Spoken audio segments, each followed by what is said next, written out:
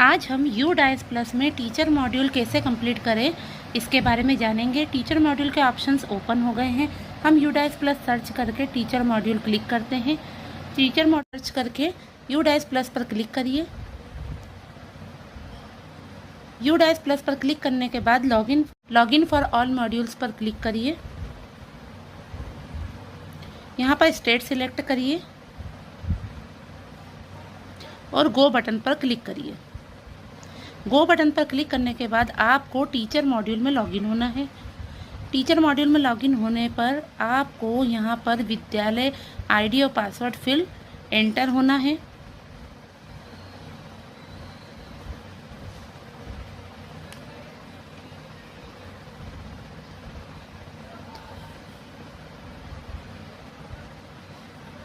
अब आप यहाँ देखेंगे कि होम पेज ओपन हो गया है। आप इसके लिए टीचर मॉड्यूल को पूर्ण करने के लिए गो बटन पर क्लिक करिए। यहाँ पर अब आप देखेंगे होम पेज ओपन हो गया है। होम पेज ओपन होने के बाद हम देख रहे हैं कि यहाँ पर हम देखते हैं कि आपको बहुत सारे ऑप्शंस ओपन दिखाई देंगे।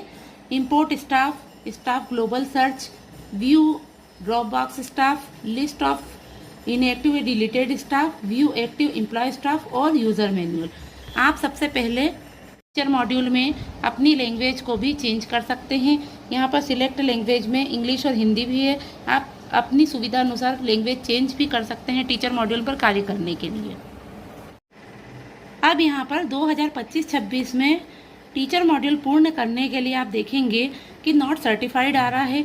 जब तक आप टीचर मॉड्यूल पूर्ण नहीं करेंगे यहाँ पर और सर्टिफिकेट की प्रक्रिया पूर्ण नहीं करेंगे, यह प्रक्रिया पूर्ण नहीं होगी। तो हम देखते हैं कि टीचर मॉड्यूल को पूर्ण कैसे करना है।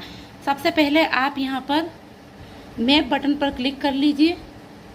यदि आपने यह प्रक्रिया नहीं करी है तो सबसे पहले अपने स्कूल में हेड ऑफ स्कूल डिटेल्स और assistant head of school detail को आप अपडेट कर लीजिए। यहाँ पर अपने HM को अपडेट कर लीजिए।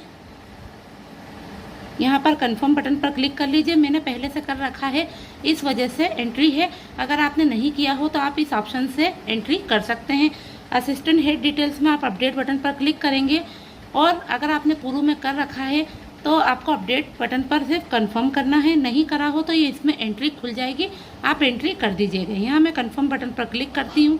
ये एंट्री पूर्ण करने के बाद हम देखते हैं HOS डिटेल में आप परिवर्तन भी कर सकते हैं।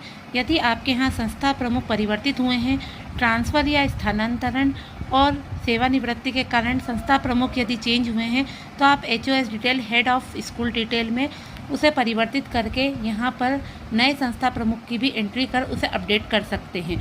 यहाँ पर असिस्टेंट हेड डिटेल्स में भी अगर चेंजेस हुए हैं तो यहाँ आप अपडेट बटन पर क्लिक करके एंट्री कर नए असिस्टेंट हेड डिटेल को भी चेंज कर सकते हैं। यहाँ पर चेंजिंग प्रक्रिया कर आप नए संस्था प्रमुख और नए असिस्टेंट हेड डिटेल की एंट्री भी कर सकते हैं कि यहाँ पर HOS डिटेल और असिस्टेंट HOS डिटेल की डिटेल्स शो होने लग जाएगी। अब हम बैक बटन पर जाकर अब हम नीचे स्क्रॉल करेंगे तो आप देखेंगे कि यहाँ पर आपके स्टाफ की टीचिंग स्टाफ की एंट्री आपको संख्या दिखाई देगी और यहाँ पर add non staff teaching staff की एंट्री दिखाई देगी। अब हम यहाँ पर टोटल पर क्लिक करते हैं। टोटल पर क्लिक करने के बाद आप देखेंगे कि टीचर्स की एंट्री आपको दिखने लग जाएगी। यदि आपके यहाँ स्थानांतरित होकर शिक्षक गए हैं तो आपको उन्हें डिलीट करना होगा और यदि सेवानिवृत्त शिक्षक हुए हैं तब भी आपको यहाँ से इस लिस्ट से उन्हें हटाना होगा, डिलीट करना होगा। और यदि कोई स्थानांतरण से आपकी शाला में शिक्षक आए हैं तो आप उनको ऐड भी करना होगा। सबसे पहले हम जानते हैं कि हमारी शाला में जो पूर्व में टीचर थे जो अभी भी हैं उनकी एंट्री हम कैसे करें।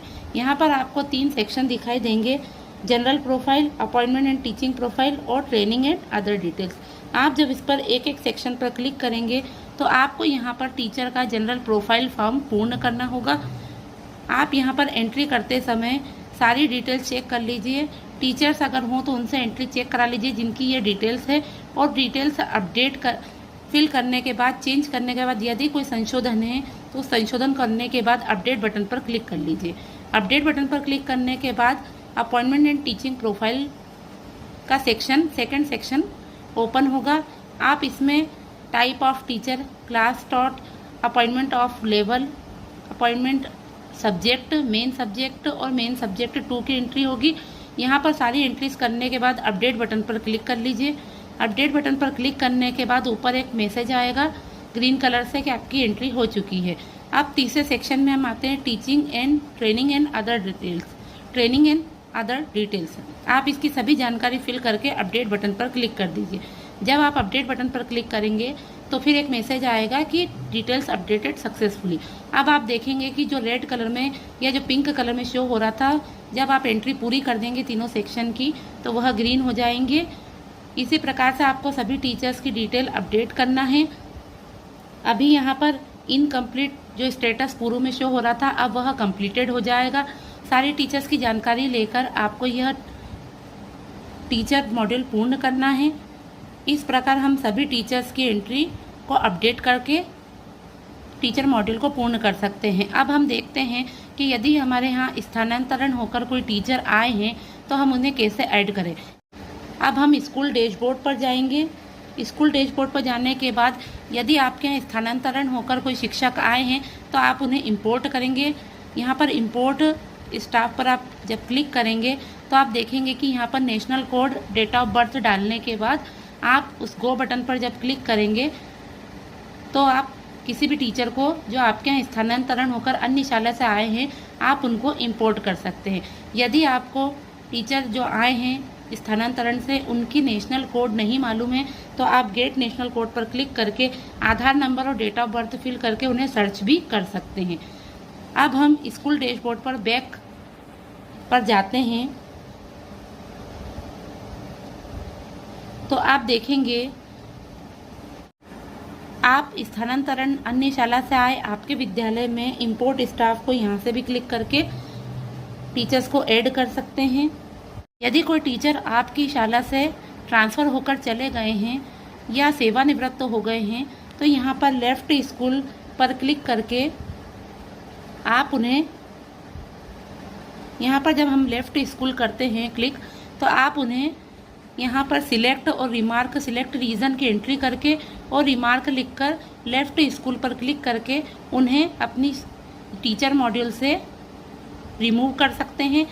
जो सेवानिवृत्त हो गए हैं उन्हें रिमूव किया जा सकता है और जो अन्य शाला में स्थानांतरण होकर आपके विद्यालय से चले गए हैं उनको भी इसी प्रोसेस से लेफ़्ट स्कूल करना है ताकि वह अन्य शाला में ऐड हो सके।